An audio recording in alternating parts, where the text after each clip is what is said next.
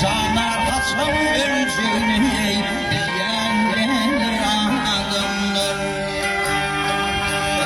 Bir canar Hasan'a öleceğini diyenler adımdır.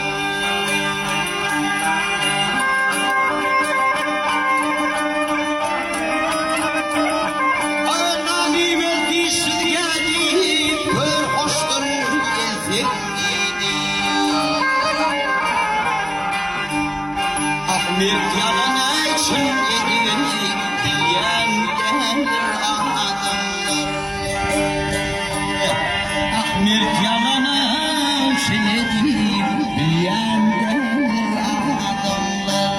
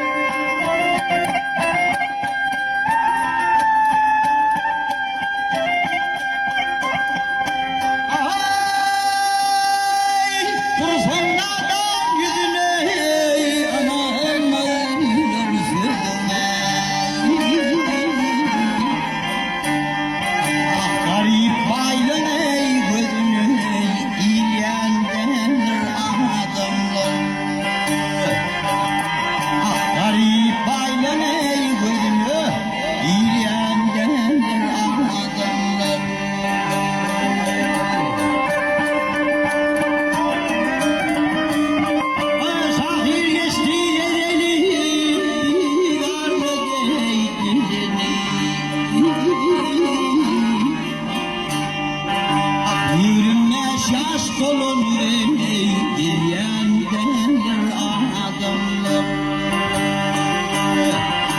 Yürünmez yaş dolun diyenler adamlar.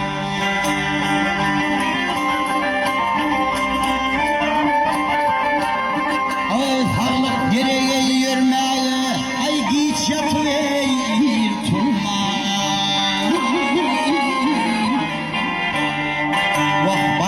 Sen pul vermeyi oynayan derler adamlar.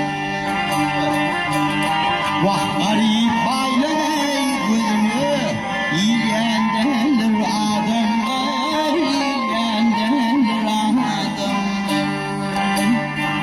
adamlar.